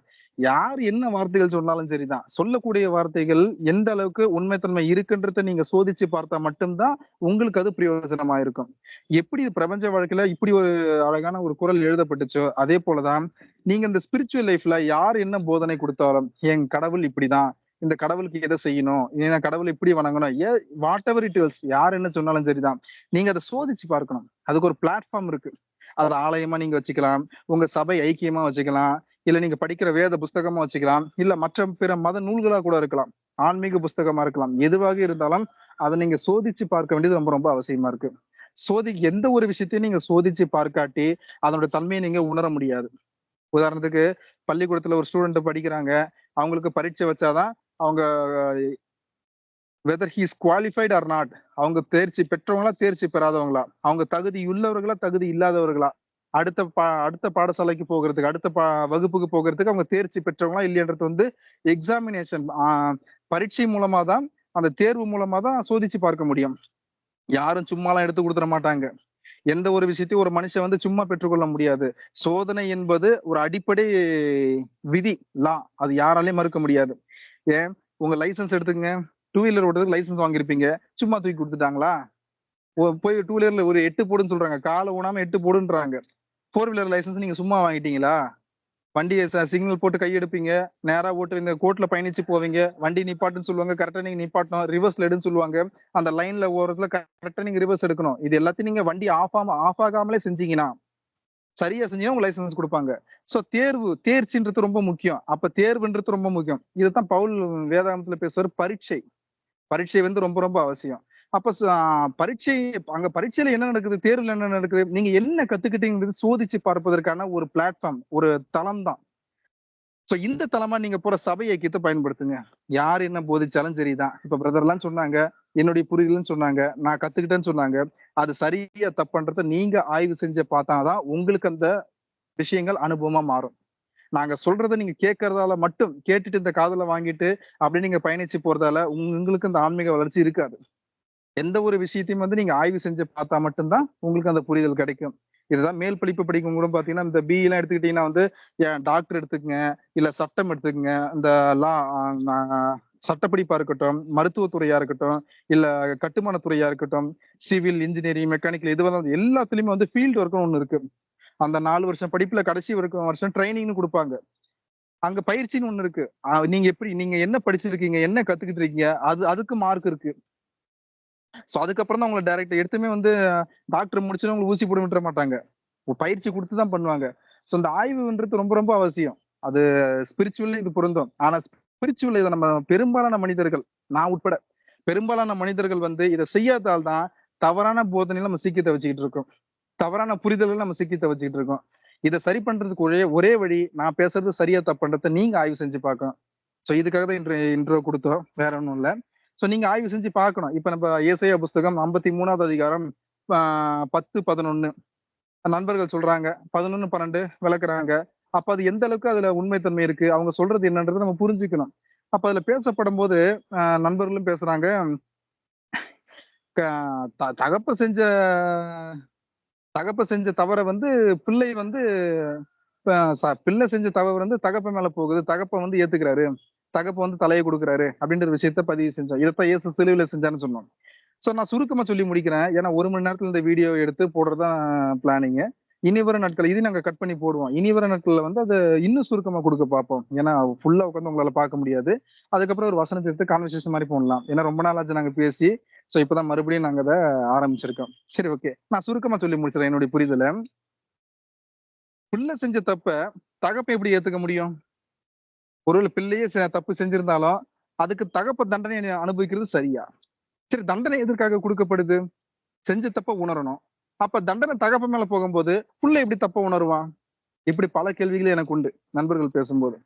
அதுக்கப்புறம் தான் எனக்கு அது புரிஞ்சிச்சு. அப்ப சிலுவையில எக்ஸாக்டா என்னதான் நடந்துச்சு, இயேசு ஏன் ஒட்டுமொத்த மனுக்குலத்தை பாவத்தையும் அவர் சிலுவையில் ஏற்றுக்கொண்டார், அதுல உள்ள கொடுக்கப்பட்ட போதனை என்ன, அது நமக்கு வைக்கப்பட்ட பாடம் என்ன, படிப்பினை என்ன, என்னுடைய புரிதல் நான் வைக்கிறேன். நீங்க அதன் அடிப்படையை வச்சு நீங்க ஆய்வு செஞ்சு பாருங்க. சிலுவையில அடிக்கிறது, கடவுளை வந்து யாராலும் அடிக்க முடியாது, கடவுளை வந்து யாராலையும் கொல்லவும் முடியாது. அப்படிப்பட்ட சக்தி மனுஷனுக்கு கிடையாது. ஏன்னா மனுஷன் வந்து படைப்பு தான், படைத்தவர் தான் கடவுள். நாம கடவுளை பழி வாங்க முடியாது, நாம கடவுளை துன்புறுத்த முடியாது. நமக்கு அவ்வளவு வல்லமை கிடையாது, நமக்கு அவ்வளவு சக்தி கிடையாது. இது வந்து என்னுடைய புரிதல்.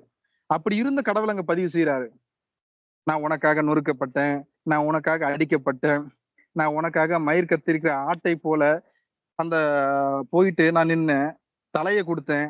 எதையுமே நான் சொல்லல. நீ என்னென்னலாம் என்ன வாதிக்க முடியுமா, என்னென்னாலும் நீ கஷ்டப்படுத்த முடியுமா, எப்படிலாம் என்ன துன்பப்படுத்த முடியுமா, எப்படிலாம் நீ என்ன கொல்ல முடியுமா அப்படின்னு நான் ஒட்டுமொத்த மனுக்குலத்துக்கு என்ன நான் ஒப்பு கொடுத்தேன். இதெல்லாம் எதற்காக நான் செஞ்சேன்னா நீங்க நல்லா இருக்கணுன்றதுக்கோசம் தான். நான் சிந்தின ஒவ்வொரு ரத்தத்துக்கும் காரணம் இருக்கு, அதுல உங்களுடைய ஜீவன் இருக்கு, உங்களுக்கு வாழ்வு இருக்கு அப்படின்ட்டு இப்போ எழுதப்பட்டிருக்கு. இது வந்து குட் ஃப்ரைடே அனுசரிக்கிறாங்க, அதுக்கப்புறம் ஈஸ்டர் பண்டிகைன்ட்டு கொண்டாடுறாங்க. நானும் அதெல்லாம் கொண்டாடி இருக்கேன், நானும் அதுல பயணிச்சு போயிருக்கேன். உண்மையிலே அதுல சொல்லப்பட்ட விளக்கம் என்ன, ஏன் தான் அந்த கடவுள் அதுல அவர் என்ன பாடத்தை வச்சிருக்காரு? சி, புள்ள வந்து தகப்பனை எப்படி கொல்ல முடியும்னா அது உணர்வு ரீதியா நீங்க கொல்ல முடியும், உணர்வா நீங்க கொல்ல முடியும். எப்படின்னு சொல்றேன் கேளுங்க. கத்தியால குத்துறதுக்கு மட்டும்தான் கொலை கிடையாது, ஈட்டியால குத்துறது மட்டும்தான் கொலை கிடையாது. ஒரு மனுஷனுடைய உணர்வை நீங்க மதிக்காட்டியும் அவனை கொன்னதுக்கு சமந்தான். இப்ப கடவுளை நீங்க சிலுவையில மறுபடியும் சிலுவையில் அடிக்கிறீங்க இயேசு பவுல் பேசுவாரு. அதுக்கு என்ன விளக்கம்? ஒரு வாட்டி சிலுவை மரணம் நடந்துச்சு, நமக்கு நல்லாவே தெரியும். அதுக்கப்புறம் எப்ப நடந்துச்சு? சரி, நம்ம எப்ப போய் அடிச்சோம்? ஆனா அந்த மக்களை பார்த்து பேசுறாரு, ஏன் நீங்க மறுபடியும் இயேசுவை சிலுவையில் அடிக்கிறீங்கன்னு கேட்கிறாரு. நடந்த ஒரு விஷயத்துக்கு உண்டான ஸ்பிரிச்சுவல் மீனிங்க அவர் புரிஞ்சுக்கிட்டதால, எப்பா ஒரு வாட்டி சிலுவையில் அடிச்சேன்னா அன்னைக்கு மரியலுடைய மகளை தூக்கிட்டு போயிட்டு சிலுவையில் அடிச்சாங்க, அதை பத்தி அவர் பேசல, அந்த சிலுவை மரணத்தை பத்தி சொல்லல. ஏன்னா அதே போலதான் பதிவு ஒரு இடத்துல இவர் ஆதியிலே நமக்காக அடிக்கப்பட்டவர். அப்ப சிலுவையில் ஆல்ரெடி மனுஷன் அடிச்சுட்டான், நாம அடிச்சுன்றத கன்ஃபஸ் பண்றதுக்கு தான் நம்ம கையாலேயே அடிக்க வச்சார் சிலுவையில. மறுபடியும் நீ கடவுளை கொல்ற, நீங்க என்ன செஞ்சிட்டு இருக்கீங்க தெரியுமா, நீங்க கடவுளை காயப்படுத்துறீங்க, கடவுளை துன்பப்படுத்துறீங்க, கடவுளை கஷ்டப்படுத்துறீங்கன்ற ஒரு விஷயத்த நமக்கு புரியணுன்றதுக்கோசம், நமக்கு அதை தெரியப்படுத்தணுன்றதுக்கோசம் நம்ம கையாலே அந்த காரியத்தை நிகழ்த்தி காண்பிச்சார் சிலுவையில. ஆச்சா, இது நடந்துச்சு. சரி, உண்மையாலுமே நான் கடவுளை நான் எப்படி சிலுவையில அடிச்சேன்? அன்னைக்கு அந்த அரசாட்சியில அது நடந்துச்சு, ஓகே. அப்ப ஆதியிலே அடிக்கப்பட்ட போது நான் எப்படி சிலுவையில அடிச்சேன்? ஒரு தகப்பனை எப்படி ஒரு பிள்ளை காயப்படுத்த முடியும்?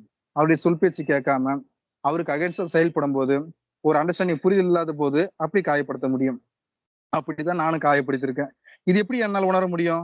நானும் பிள்ளையை பெற்றிருக்கேன், வளர்க்குறேன். பிள்ளைங்க வந்து சொல் பேச்சு கேட்கலாம் போது நம்ம இப்படி சொல்றோம், இப்படி பண்ணுமா, இதை படி, இது நல்லா இருக்கும், இதை போகாத, இதை பண்ணாத, இது உனக்கு ஆபத்து விளைவிக்கும், எவ்வளவு விஷயத்த நம்ம சொல்லி கொடுக்குறோம். எல்லாமே பிள்ளைங்க கேட்டுருதா? இல்ல. சொல்றதை கேட்காம சில விஷயத்துல அந்த பிள்ளைங்க என்ன பண்ணுது, அதை அனுபவிச்சு, கஷ்டத்தை அனுபவிச்சு, அதுக்கப்புறம் மீண்டும் மறுபடியும் ஐயோ அப்பா சொன்னாங்க நம்ம கேட்காம போயிட்டுமே, அதனாலதான் நமக்கு இந்த வலின்னு சொல்லிட்டு மறுபடியும் இந்த தப்பை சரி பண்ணுது, மறுபடியும் அதை செய்ய மாட்டுது. சோ இப்படி ஒவ்வொரு விஷயத்தையும் பிள்ளைங்களை சொல் பேச்சு கேட்காம மீறும் போது, அந்த விதியை மீறும் போது, அந்த பிரமாணத்தை மீறும் போது, அந்த உடன்படிக்கையை தாண்டும் போது வரக்கூடிய துன்பங்கள் அது ஒரு பாடத்தை கத்துக் கொடுக்குது. சோ இப்படி பிள்ளைங்க நம்ம ஒரு விஷயத்த சொல்லி கொடுக்கும் போது, கஷ்டப்படும் போது நம்மளை காயப்படுத்துது, அதெல்லாம் நமக்கு ஒரு பெயின் கொடுக்குது. இதெல்லாமே வலிதான். இதெல்லாம் கத்தியால குத்துறதுக்கு சமம் தான். இதெல்லாம் காயப்படுத்துறதுக்கு சமம் தான். இதெல்லாம் சிலுவையில் அடிக்கிறதுக்கு சமம் தான். சோ அந்த உணர்வு கொல்லப்படுது. தகப்பனுடைய உணர்வு பிள்ளைகளால் கொல்லப்படுது. சோ இதே விஷயங்கள் தான் கடவுளை கடவுளுடைய படைப்பாக மனிதர்கள் அவருடைய விருப்பத்துக்கு மாறா வாழும்போது, அவருடைய விருப்பத்துக்கு மாறா செயல்படும் போது அவன் கடவுளுடைய உணர்வை நம்ம கொண்டுகிட்டு இருக்கோம். சோ இந்த விஷயம் தான் சிலுவையில பேசப்பட்ட ஒரு காரியங்கள்.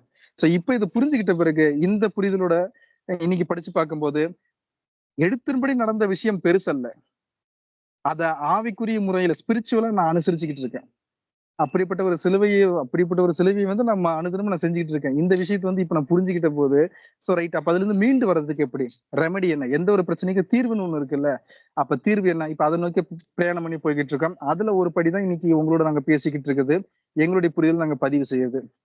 சோ சுருக்கமா சொல்ல போனா இந்த ஏசாயா 53:53 பாத்தீங்கன்னா, கடவுளை எப்படி ஒருத்தர் சிலுவையில அடிச்சாங்க, அது எப்படி நடந்துச்சு, சோ எதற்காக அது நடந்துச்சு, அது யாருக்காக கடவுள் அதை செஞ்சாரு, அந்த மரணம் எதற்காக நடந்துச்சு, இந்த விஷயத்த அழகா பதிவு செஞ்சிருப்பாங்க. அதை ஸ்பிரிச்சுவலா நாங்க வருநாட்கள்ல பேச போறோம். அதுல ஒரு இன்ட்ரோ தான் இன்னைக்கு நாங்க கொடுத்து பேசியிருக்கிறது. இந்த ஏசாயா 53 அந்த 11:12 என்ன சொல்லப்பட்டிருக்குன்றா, அதை என்ன ஸ்பிரிச்சு ஒரு மனுக்குலம் எப்படி கடவுளுக்கு அகேன்ஸ்டா செயல்பட்டுச்சு, எப்படி கடவுளை சிலுவையில அடிக்குது. நீங்க கிறிஸ்தவர்களா இல்ல, நான் கிறிஸ்தவர்களுக்கு பேசப்படுற விஷயம் இது கிடையாது. அது கிறிஸ்தவ புஸ்தகமும் கிடையாது. கிறிஸ்தவ மதத்துக்கு உட்பட்ட புஸ்தகம் பரிசுத்த வேதாகமும் அல்ல அப்படின்ட்டு அவங்க முத்திரை போட்டு வச்சிருக்காங்க. இந்த இந்த அதாவது திருச்சபையில தான் அந்த புஸ்தகத்தை பயன்படுத்தணும் அப்படின்ட்டு அவங்க ஒரு நடைமுறை கொண்டு வந்திருக்காங்க. ஆனா அப்படி அந்த நோக்கத்துக்கோசம் அந்த தீர்க்கதரிசன புஸ்தகம் உண்டாக்கப்பட்டது அல்ல. பரிசுத்த வேதாகமத்தை பழைய உடன்படிக்கை புதிய உடன்படிக்கை இருக்கட்டும், எந்த ஒரு மதமும் அதை உரிமை கொண்டாட முடியாது. அது மனிதர்களுக்காக எழுதப்பட்ட பொதுவான ஒரு நிருபம் எல்லாமே அப்படிதான் பவுல் எழுதியிருப்பாரு. எழுதப்பட்ட பொதுவான ஒரு பொதுவான ஒரு நிருபம், எல்லா மனிதர்களுக்கும் ஒட்டுமொத்த மனுக்குலத்துக்கும் எழுதப்பட்ட ஒரு ஆவிக்குரிய புஸ்தகம் தான் பரிசுத்த வேதாகமம். சோ அதுல இருந்தா எடுத்து உங்களுக்கு போதிக்கப்பட்டிருக்கு. அதுல இருந்தா எடுத்து ஒரு விஷயத்த நான் சொல்லியிருக்கேன். இனி ஒரு நாட்கள்ல ஒவ்வொரு வசனமா நம்ம பார்ப்போம். அது எப்படியான நேரம் இல்லாத பட்சத்துல தொடர்ந்து நம்ம அதை பயணிச்சு போவோம். ஒவ்வொரு நாட்களும் நம்ம அதை பார்ப்போம். சின்ன சின்ன வீடியோஸ் உங்களுக்கு வந்துகிட்டே இருக்கும், பாருங்க. உங்களுடைய கமெண்ட்ஸ் நீங்க பதிவு செய்யுங்க. எங்களை கான்டாக்ட் நம்பரும் போடுறோம்.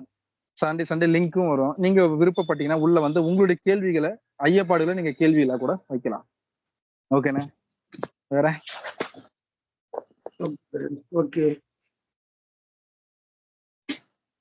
ஏன்னா இந்த கேள்வி ஒரு மனிதனுக்கு வரணும், வந்தாதான் என்ன ஆகுன்னா ஒரு கிளியருக்குள்ள வர முடியும் ஒரு மனிதன். கேள்வியினால் தான் ஞானம் பிறக்கும். ஏன்னா இப்போ வேத வசனங்களை முன்னாடி எல்லாம் பார்த்தோம்னா ஏதோ ஒருத்தர் சொல்லுவாங்க, நம்ம கேட்டுட்டு வந்துட்டே இருப்போம். அந்த மாதிரிதான் போயிட்டு இருக்கு. இப்ப நம்ம பேசுறதுக்கு காரணமே என்ன, சரி நம்ம தெரிஞ்சுக்கிட்டத மத்தவங்களும் தெரிஞ்சுக்கணும், மற்றவங்களும் அறிஞ்சுக்கணும் அப்படிங்கறதுதான். ஆனா என்ன, இது அவங்க காதுல கேட்கறதோட மட்டும் இல்ல, அதை உணர்வு பூர்வமா அறியணும், உணரணும்.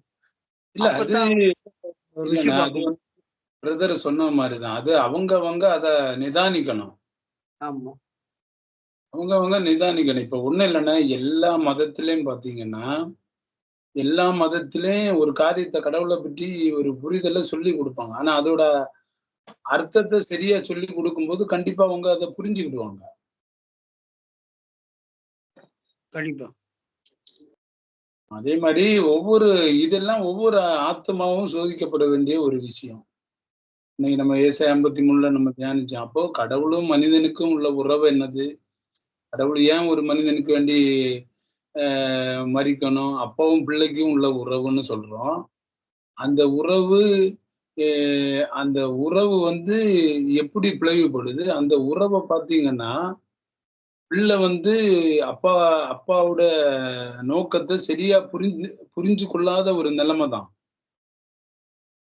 அது வந்து பிள்ளை வந்து ஒரு சில தவறுதல் பண்ணும். ஏன்னா, அந்த அது குழந்தைத்தனமான காரியங்கள் இருக்கு. இல்லன்னு நம்ம சொல்ல முடியாது. ஆனா அது கண்டிப்பா மாறும். மாறும்போது அத புரிஞ்சு கொள்ளும்போது, கண்டிப்பா அப்பாவோட ஏக்கம் என்னங்கிறத வந்து கண்டிப்பா புரிஞ்சு கொள்ளும். உண்மதானண்ணா? கண்டிப்பா. சரி. Okay brother.